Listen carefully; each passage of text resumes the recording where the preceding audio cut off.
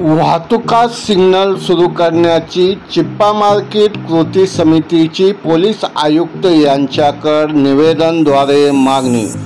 या संदर्भात चिप्पा मार्केट कृती समितीचे निरंजन बोद्दुल माध्यमांशी बोलताना म्हणाले की नमस्कार, मी निरंजन बोद्दुल, सामाजिक कार्यकर्ता, चिप्पा मार्केट कृती समितीच्या वतीनं आज दिनांक 28/7/2025 रोजी माननीय पोलीस आयुक्तांना निवेदन देण्यात आलेले आहे की सत्तरपूर रोड येथील कायमस्वरूपी सिग्नल चालू करावे या संदर्भात निवेदन देण्यात आलेले आहे। त्या ठिकाणी खूप वर्दळ असतो, रिक्षा, गाड्या, 4 व्हीलर, 2 व्हीलर भरधाव वेगाने जात असतात। या ठिकाणी सत्तरपूर एकमेव असा रस्ता आहे की निलमनगरला जाणार एकमेव रस्ता आहे। कुमटा नाका, वालशिवम कॉलेज, घंट्याल चौक या परिसराकडे जाण्यासाठी गोदूताई घरकुल हा एकमेव रस्ता आहे। सत्तरपूर रोडला हा रस्ता आहे। त्या ठिकाणी कॉलेजचे विद्यार्थी, महिला यांचा खूप गर्दी असतो या ठिकाणी।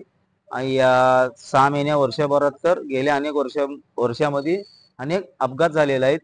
त्यासाठी त्या ठिकाणी सिग्नल यंत्रणा सगळं चालू आहे, ऑलरेडी तयार आहे, तरी त्या ठिकाणी सिग्नल चालू करण्यात येत नाही। आम्ही माननीय पोलीस आयुक्तांना याबाबत असं निवेदन देण्यात आले की कायमस्वरूपी त्या ठिकाणी यंत्रणा चालू आहे, सिग्नल कायमस्वरूपी चालू करून त्या ठिकाणी एक ट्रॉफिकची कायमस्वरूपी बंदोबस्तला ठेवा, एक पॉइंट ठेवा म्हणून अशी विनंती करण्यात आलेली आहे।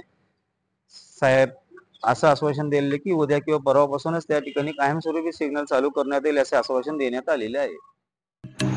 यावेळी व्यंकटेश बोगा, निरंजन बोद्दुल, विकास बोद्दुल यांच्यासह चिप्पा मार्केट कृती समितीचे अनेक कार्यकर्ता मोठ्या संख्येने उपस्थित होते।